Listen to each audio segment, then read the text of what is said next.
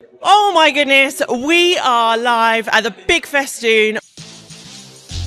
This isn't just any normal conference, this is a show. If you truly want to be a business that is out there, that is going up, is growing, is a bit weird, wacky, and actually embraces all of that about yourself, the Big Festoon is something for you. We're going to give you a glimpse inside, and don't worry, we're going to tell you how you can be at the next one. Closed mouths don't get fed, and there is not a closed mouth in this room, I can guarantee it. It's a wrap. Hello and welcome back to the Big Festoon October Spectacular 2025. I am joined by the sensational Sarah. Hello. Just talk us through where we at today. What's going on? We're kind of hardware, gothic, Viking, scary, but when I smile it looks fine. I love it. And we've got some crystals and skulls around. Some of my friends. And who are these? So I work with crystal skulls. I work with energy. I work with frequency. That's like my jam. And crystals, the mineral content of them have frequencies within them. Crystal skulls I love because they're like Marmite. People either love them or hate them.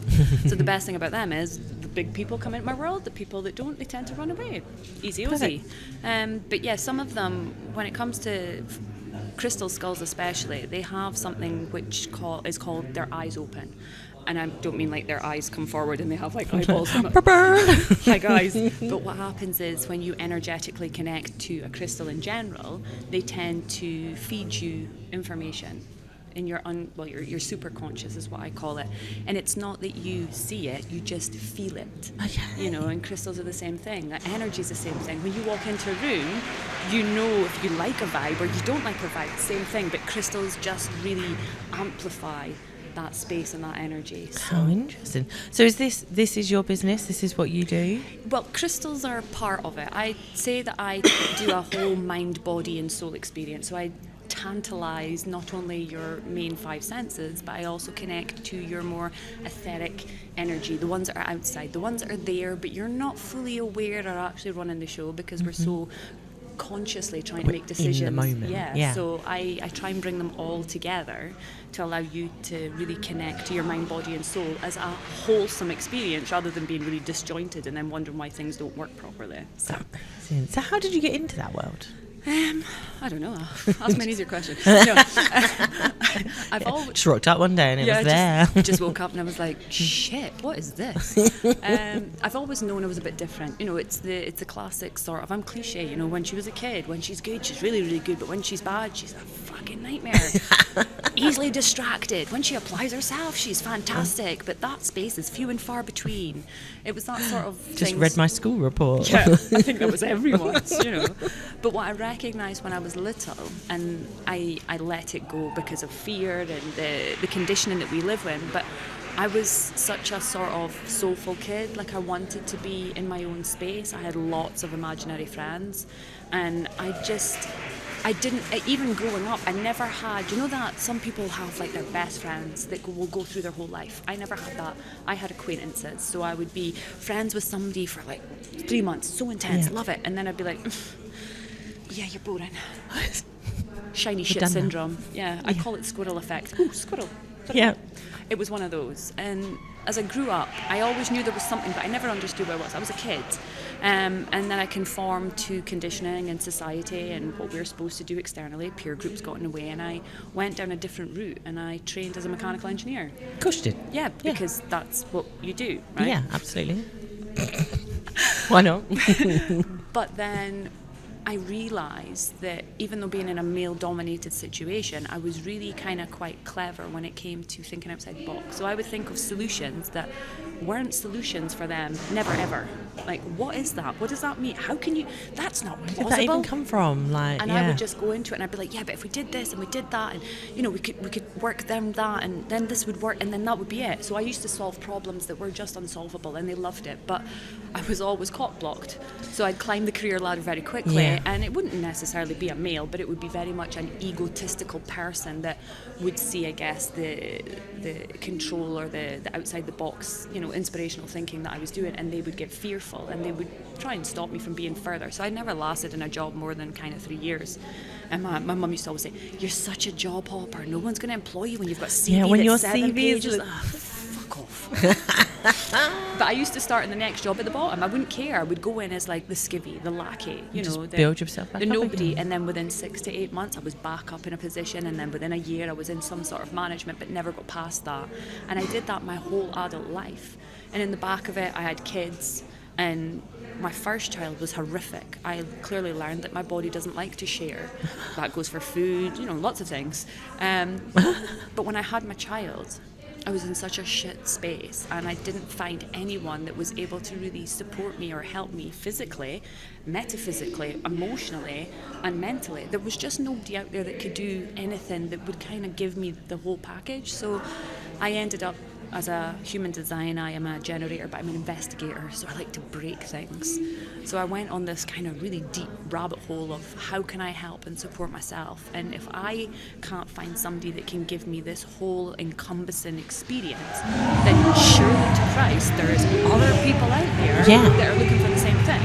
And that kind of started me on this really random lefty journey. So I became a personal trainer, nutritionist, and from there I started doing that as a side hustle. But what I recognised was I wasn't supporting them just in the sort of top level.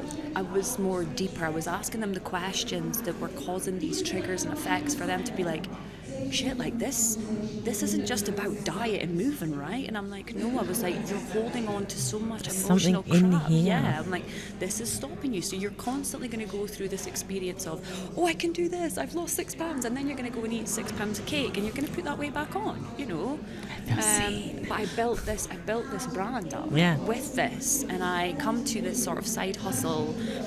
When you get a side hustle, if you do really well, you come to this position where the corporate job and the side hustle starts leveling out, and you're like, I don't know where to go, I don't know what I'm doing, do I take a gym? And I was like, bugger it, I'm going to go for it. So I created my whole brand, and my tagline for my fitness brand was, lose weight, feel great, and still eat cake. Because ultimately what I was doing was allowing you to still eat and do whatever you would naturally do, because the physical and the nutritional aspect was secondary to what I was doing with you mentally and emotionally. And then I realised that it wasn't the personal training. Same when we go back, shiny shit syndrome kicked in. I was like, I can get everyone the results within 12 weeks. Like, you want to lose 6 stone, I'll get you 6 stone off in 12 weeks, not a problem. It was that easy for me, because I understood that it wasn't what everyone else does as a personal trainer. It was the other things I was doing that was causing this effect for people to be like, oh my God, I've lost all this weight, I feel amazing, and then not put it on because I dealt with the trauma that they were holding on to. So I then pivoted the business, and that was horrific. Because everyone just knew Sarah as, Sarah, the one that you can still eat cake with. Yeah. And from there I had to really work hard to lean in to who I was and how I was going to do it. And that's when everything kind of, the missing piece, the jigsaw puzzle became complete. I was like, this isn't about all this stuff that I've done, it's part of it. But I was coming back to who I was when I was a kid. I was coming back to that space of, I can do all this and I can be all this, and that's okay, and I don't have to worry about it. And if I can do that, then I can show other people how to do that. Yeah. And how empowering would that be to have that power of having one thing in their control, choice. They can choose to do whatever they want. So now you coach. So amazing. What? I'm like, whoa, what a journey. But so many things that I could resonate with. And clearly this is why you're at the Festoon, right? Because there are so many other people here who have taken similar or aligned journeys and are just, or even are potentially still in that space and going, what do I do? What do I do? How do I do this? Yeah. I mean, what have you got out of the last couple of days, other than tired? Tired, yeah. God, who knew a good bed could make such a difference? the past couple of days, so this isn't just a past couple of days, this has been probably about 3 months in the making, because I had to really come to the space of understanding what Danny's audience wanted, needed and required, and what Danny's audience actually desired and really needed, which is completely different. Because we come here with this expectation, don't we? We come here, we're going to meet tribes, we're going to communicate, we're going to have a great time, and we're going to be in this space where everyone is just this big, squishy love bomb of awesomeness. Cuddle. But what actually happens, because I came here in March, but what actually happens is you can feel really lonely because you're trying to find something where on the outside world we go to the external surface level. Everyone else is already going. Everyone already knows each other. Everyone else is already given the love and the hugs. And not that they're not giving everyone else, but it's, it's that challenge. And when I was in here in March, my biggest thing was, as a delegate, I was like, as much as this is inclusive, I still feel isolated. Okay. Because I was like on my own and I didn't know how to interact with people on the level that they do. Because although it's still a massive, beautiful community, there's still that sort of, where do I fit in this? So it's going back to that where you're having to step out of who you are and trying to find that peer space that you can kind of fit in to then integrate, to then bring your true self. So one of the things that I did before I came here as an exhibitor was, I'm like, I want people to have purpose. If they come here by themselves, I want them to feel that they've got something they need to do. Mm-hmm. If they don't know how to speak to people because it's challenging for them, I want to give them permission to be able to ask the questions which will open up the communication. So what I did, and I'd spoke to Danny about it, was that I created a treasure hunt. Yes. So it meant that even if you were bold and audacious and didn't give a shit, you could go in and be like, I want to take a selfie with you. Let's do selfies. I'm going to tag you. Great marketing for everyone. If people wanted to kind of be like, well, I want to kind of dabble and do something, but I don't want to be like full force, let me just take a picture of your stall and tag you in it and be like, I came here and I had to ask them a question and they gave me some information, or I had to look at their banners or what they had and take a key objective from what I was experiencing from that space. Or if you wanted to be that subtle lurker where you didn't want to be in people's face but you wanted a reason to go around and speak to everyone, you had to find a letter. Yeah. So every level was taken care of, which meant that I was giving people the permission to go and do the things that they would really not feel comfortable doing.